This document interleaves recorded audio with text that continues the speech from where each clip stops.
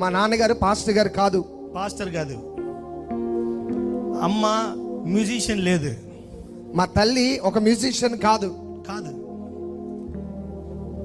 I am from zero background. నా background అంతా zero. என் வீடு சைஸ் என்ன தெரியுமா? 2006 5ல 2005లో మా ఇల్లు సైజ్ ఎంతో తెలుసా? இந்த పోడియం இந்த స్పీకర్, ఆ పుల్పిట్ దగ్గర నుంచి ఈ స్పీకర్ వరకు ఉంటుంది మా ఇల్లు. ఇவ்வளவு దూరం இருக்கும். ఇది పొడవు ఎంత వెడల్పు. ఇది ఫాదర్ మదర్ బ్రదర్ స్లీపింగ్. మా నాన్నగారు అమ్మగారు మా తమ్ముడు. நான் இப்படி படுக்க முடியாது, கால் கிட்ட தான் படுக்கணும், ஏன்னா இடம் இல்ல. నేను ఇలా పడుకోవడానికి కుదరదు, నేను వాళ్ళకి అడ్డంగా ఇలా పడుకోవాలి, ఎందుకంటే మా ఇంట్లో పడుకోవడానికి కూడా స్థలం ఉండేది కాదు. అவ்வளவுதான், అంతే. நீங்க எல்லாம் நினைச்சிருப்பீங்க அப்பா பெரிய ஆள் போல, పెద్ద కై. మీరందరూ అనుకోవచ్చు అబ్బో చాలా పెద్ద ఆయన, పెద్ద చెయ్య అనుకోవచ్చు. పెద్ద చెయ్య అనుకోవచ్చు. పెద్ద కయ్యం இல்ல, చిన్న కయ్యం இல்ல. పెద్ద చెయ్యి చిన్న చెయ్యి ఏమీ లేదు. இவ்வளவுதான், ఇంతే, చిన్నది. இந்த இடத்துல இருந்து தான் எழுதுனேன், నిన్నే నా జీవితమునకు. I wrote it from that place. ఆ స్థలములో నుండి నేను రాశానంట ఆ పాట. Night 2 o'clock rain will come. రాత్రి 2 గంటలకు వర్షం వస్తుందంట. If rain comes, ఒక్క నిమిషం వర్షం వస్తే బకెట్ల తన్ని పుడిచి వీట్ల నుంచి வெளியில ஊத்தணும். ఇంట్లో ఉన్న నీళ్ళన్నీ కూడా బకెట్ తో బయటకు పోయాలి. ఫ్రీ వాష్, ఫ్రీగా వాష్ చేసుకోవటం. நம்ம వాష్ பண்ண வேண்டாம், మనం శుభ్రం చేయవసరలా. ఆండవరే వాషింగ్ తన్ని అన్పారు. దేవుడే ఇల్లు కడుక్కోవడానికి నీళ్లు పంపించేవాడు. అవ్వలదా, అంతే, ఆ చిన్నది. ఆమేన్ ఆమేన్. అంగర్ந்து தான் పాడనే, అక్కడ నుంచి నేను పాడా. నిన్నే నా జీవితమునకు ఆధారము చేసుకొంటి, నీవు లేని జీవితమంతా వ్యర్థముగా పోవునయ్యా. நல்லா கேளுங்க, మంచిగా వినండి. எதுவுமே ஈஸியா கிடைக்காது. ఏది కూడా ఈజీగా రాదు. எதுவும் ஈஸியா கிடைக்காது. ఏది కూడా సులువుగా రాదు. இயேசுவுக்காக எதையும் இழப்பேன், యేసు కోసం ఏదైనా వదిలేస్తే, ஆனால் எதற்காகவும் இயேசுவை இழக்க மாட்டேன். దేని కోసమైనా దేవుడు నిన్ను విడిచిపెట్టడు. ఆమేన్. కేకల ఆమేన్ వినపల్లా. I can lose anything for Christ, but I will not lose Christ for anything. Okay, ఆమేన్ ఆమేన్. ఉయిరే పోనాலும் இயேசு விட மாட்டேயா. నా ఊపిరే పోయినా నేను యేసుని మాత్రం విడిచిపెట్టను. There was a point in my life, నా జీవితంలో ఒక లైన్ ఉంది. I said, Lord, you can only take my life, nothing else to take away now. నా దగ్గర నుండి నువ్వు ఏం తీసుకోలేవు, నా జీవితాన్ని తీసుకోయ్యా అంట. వేరే ఎదు లే, నాకు దగ్గర ఇంకేం లేదు, ఏమీ లేదు. That's where நல்லா கேளுங்க, நம்ம எப்போ ஃபுல் ஸ்டாப் வைக்கிறோமோ, మనం ఎప్పుడు ఫుల్ స్టాప్ పెట్టామో జీసస్ ஒரு கமா போடுவார். அப்பதான் యేసు ప్రభు దానికి కామా, ఫుల్ స్టాప్ ని కామాలాగా మార్చేస్తాడు. கமா போட்டு திரும்ப எழுத ஸ்டார்ట్ பண்ணுவார். కామాలా రాసి తిరిగి మళ్ళా రాస్తాడంట ఆయన. ఆమేన్ ఆమేన్. இந்த పాటల, ఈ పాటలో మనుషులు మూసిన తలుపులు కొన్నైనను నాకై నీవు తెరచినవి అనేకములు, మన వేదనతో నిన్ను విడచి పరుగెత్తినను, నన్ను వెంటాడి నీ సేవను చేసితివి. ఆమేన్. Lord, I don't want, leave me, Lord. Leave me, I don't want to serve you. You know why? You know why I said that? என்னை விட்டுருங்க ஆண்டவரே போதும் ஞான் சரிமா சொன்னேன். నన్ను వదిలే ప్రభు చాలా అని నేను ఎందుకు అనలేదు తెలుసా? యూత్ మీటింగ్ కి పోను, యూత్ మీటింగ్ కి వెళ్ళాలి. బస్ టికెట్ 2 రూపీస్ 50 పైసే. Bus ticket ₹2.50. 2007 2007లో 2 రూపీస్ ₹2. இப்போ 50 పైసకి వాల్యూవే கிடையாது. ₹10 విలువ లేదు ఇప్పుడు. No value for 50 paise. ₹10 విలువ లేదు ఇప్పుడు అసలు. ఆనా అప్పుడు அந்த 50 పైసే ఇల్లామ ఆ 50 పైసలు లేకపోతే, one way 5-6 kilometers, another way 5-6 kilometers. I walked, went to the youth meeting, put the 2 rupees in the offering box, walked and came away. ఒకవైపు 5-6 కిలోమీటర్లు, మరొక వైపు 5-6 కిలోమీటర్లు నడుచుకొని ఆ ₹2 సందా పెట్లు వేసి వచ్చేసేవాడు నడుచుకుంటా. ఇన్ను ఉంది, స్టోరీ ఉంది, ఇంకా ఉంది. I came back. నేను మళ్ళీ వెనక్కి వచ్చేవాడు. While coming back, తిరిగి వస్తుండగా there was a transformer. అక్కడ ఒక ట్రాన్స్ఫార్మర్ ఉంది, కరెంట్ ట్రాన్స్ఫార్మర్. அப்போ நான் வந்துகிட்டே இருக்கும்போது என் ஃப்ரெண்ட்ஸ் சர்ச்சில் இருக்கிற யூத் பாய்ஸ் பைக் வச்சிருக்காங்க. నేను చర్చిలో ఉన్నటువంటి యవనస్తులు అందరూ కూడా బైక్ சோ నడిపేవారు. அப்ப அந்த டிரான்ஸ்ஃபார்மர் பக்கத்துல நின்னு பேசிக்கிட்டு இருக்காங்க. ఆ ట్రాన్స్ఫార్మర్ పక్కన నుంచొని వాళ్ళు మాట్లాడుకుంటూ ఉన్నారు. நான் பஸ்ஸுக்கு காசு இல்லாம நடந்து வந்துட்டு இருக்கேன். నా దగ్గర బస్సుకి డబ్బులు లేవు కాబట్టి నేను నడుచుకుంటూ వెళ్తున్నా. இவங்களெல்லாம் பார்த்த உடனே டிரான்ஸ்ஃபார்மர் பின்னாடி போய் ஒளிஞ்சிட்டேன். இவர்தான் டிரான்ஸ்ஃபார்மர். నేను ట్రాన్స్ఫార్మర్ అంట, వాళ్ళందరిని చూసి ఈయన దాక్కునేవాడంట. அந்த எலக்ட்ரிக் பாக்ஸ் பின்னாடி ஒளிஞ்சிட்டேன். ట్రాన్స్ఫార్మర్ వెనక నుండి దాక్కునేవాడంట. ஏன்? ఎందుకో తెలుసా? ₹2 இல்ல இவன்லாம் வேஸ்ட். ₹2 లేవు వేస్ట్ అని అంటారని. மதிக்க மாட்டான் தானே. பைக் இருந்தா தான் மதிப்பான். இப்ப ఇప్పుడు బండి ఉంటేనే లెక్క చేస్తారు. உண்மைதானே? Yes or no? ఇప్పుడు బండి ఉంటే లెక్క చేస్తారు, అవునా కదా? பணம் இருந்தா மதிப்பான். డబ్బులుంటే లెక్క చేస్తారు. கோட் சூட்லாம் போட்டா மதிப்பான். సూటు బూట్ వేసుకుంటేనే లెక్క చేస్తారు. பிராண்டட் Dress போட்டா மதிப்பான். బ్రాండెడ్ డ్రెస్సెస్ వేస్తేనే లెక్క చేస్తారు. ஒளிஞ்சிக்கிட்டேன். அப்பதான் நான் சொன்னேன், అప్పుడు దాక్కునేవాడిని. అప్పుడు నేను అనుకున్నా, మన వేదనతో నిన్ను విడచి పరుగెత్తినను, నన్ను వెంటాడి నీ సేవను చేసితివి. எப்ப தெரியுமா சொன்னேன்? 2007 பின்னாடி நின்னு விட்டுருங்க ஆண்டவரேன்னு சொன்னேன். 2007లో వెనక ట్రాన్స్ఫార్మర్ వెనక నుంచొని నన్ను వదిలేయేసేయా అని నేను అనుకున్నా. 2017 కేమ్. 2017 వచ్చింది. 10 years later, 10 సంవత్సరాల తర్వాత సేమ్ రోడ్, అదే రోడ్డు, సేమ్ ట్రాన్స్ఫార్మర్, అదే transformer. I am seeing my poster meeting in that same transformer.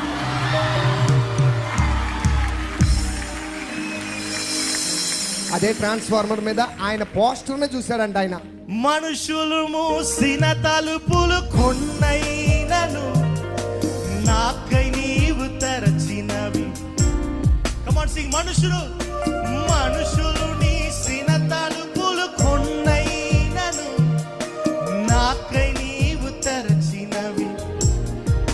మన వేదనతో నిన్ను వెడచి పరుగెత్తినను, నన్ను వెంటాడి నీ సేవను చేసితివి. నా ఆధారమా, నా దైవమా, పిలిచిన ఈ పిలుపుకు నా ఆధారం.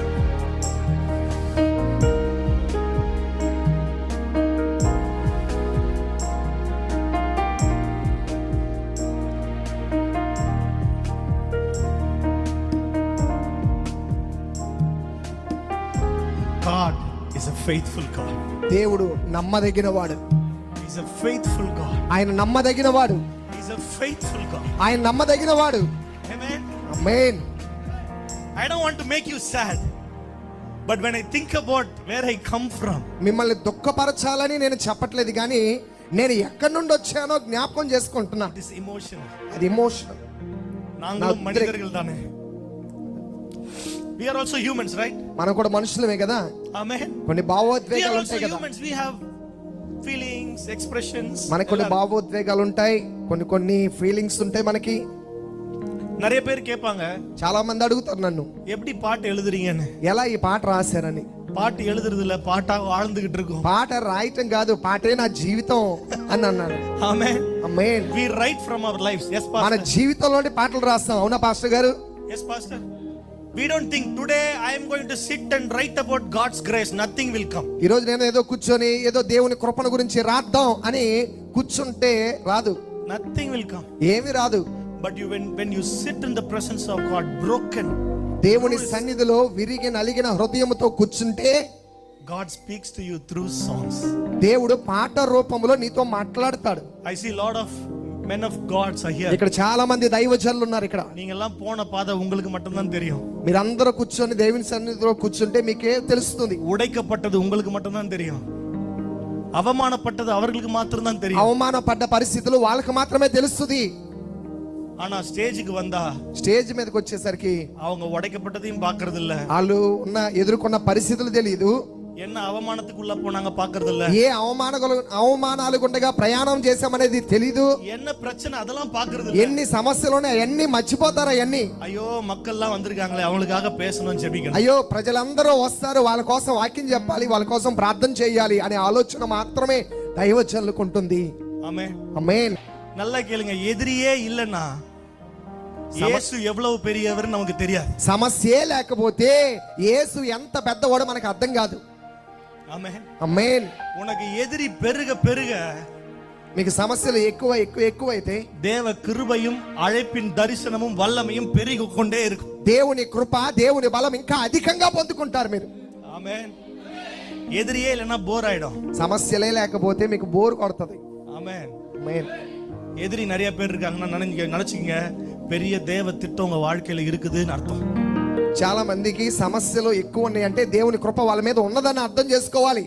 ఆమేన్. ఆమేన్.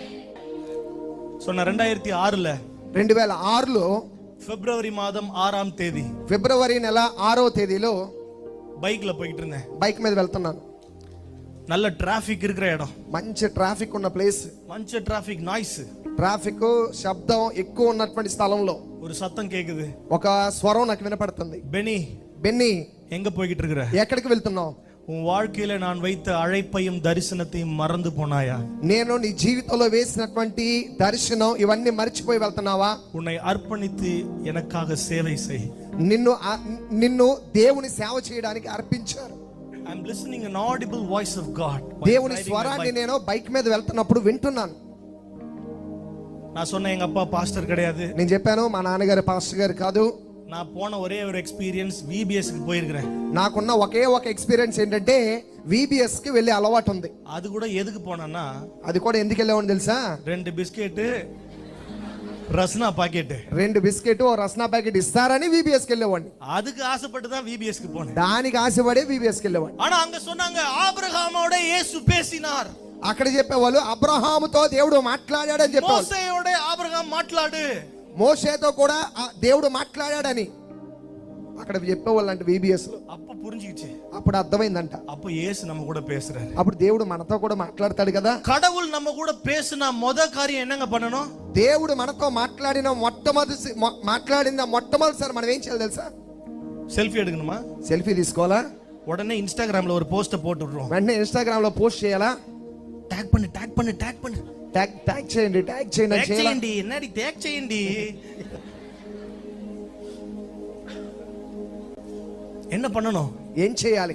when God speaks to you, దేవుడు నీతో మాట్లాడుతున్నప్పుడు he will speak through word. దేవుడు వాక్యము ద్వారా మాట్లాడతాడు. he will speak through a prophets. ప్రవక్తల ద్వారా దేవుడు he will మాట్లాడతాడు. speak through servant of God. దేవుని సేవకుల ద్వారా దేవుడు మాట్లాడతాడు. he will speak through you through father and mother. తల్లిదండ్రుల ద్వారా దేవుడు మాట్లాడతాడు. uncle was here, elderly people, wisdom, he will speak through elderly people. ఇక్కడ పెద్దవాళ్ళు ఉన్నారు, జ్ఞానం కలిగినటువంటి వారు ఉన్నారు, అలాంటి వారితో దేవుడు మాట్లాడతాడు. அப்படி பேசும் பொழுது, అలా మాట్లాడినప్పుడు நான் செய்ய வேண்டிய முத வேலை, నేను చేసిన మొట్టమొదటి పని ఏంటో, responding to the call of God. దేవుని పిలుపుకి నన్ను నేను సమర్పించుకోవాలి. when you respond, దానికి సమర్పించుకున్నప్పుడు, இல்ல when you respond னா எப்படி சொல்றது? நான் சொல்றதை கேட்டு ஆமா அப்படினு சொல்லும்போது, ఆ రెస్పాండ్ అంటే దేవుడు విను అనగానే అవును ప్రభా అని రెస్పాండ్ ఇచ్చినప్పుడు, when you respond, heaven will respect. నువ్వు రెస్పాండ్ అయితే పరలోకం నిన్ను గౌరవిస్తుందంట. அந்த பைக்ல போயிட்டு இருந்த பைக் ஓரமா நிப்பாட்டி, ఆ బైక్ మీద వెళ్తా బైక్ పక్కన ఆపి, அது ஒரு கூவம் bridge இருக்கிற இடம். கூவம் bridge என்ன? சுவேஜ். ఓకే, ఒక కాల వెళ్తున్నటువంటి బ్రిడ్జ్, కావా మురికాలవ, పర్ఫ్యూమ్, వెరీ నైస్ పర్ఫ్యూమ్, మురికాలవ, మంచి సువాసన వచ్చేటువంటి బ్రిడ్జ్ అన్నమాట అది. Buy biryani, go there, sit eat. చీ, గర్ల్స్ ఆర్ సేయింగ్ చీ,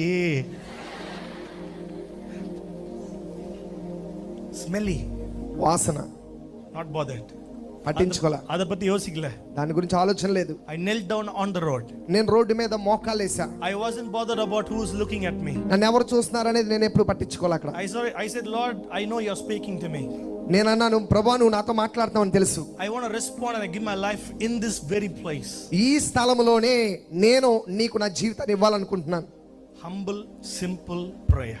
చిన్న ప్రార్థన, తగ్గింపుతో కూడిన ప్రార్థన నేను చేశాను అక్కడ. అల్పமான எந்த ஆரம்பத்தையும் பரலோகம் அசட்டை பண்ணுகிறதே இல்லை.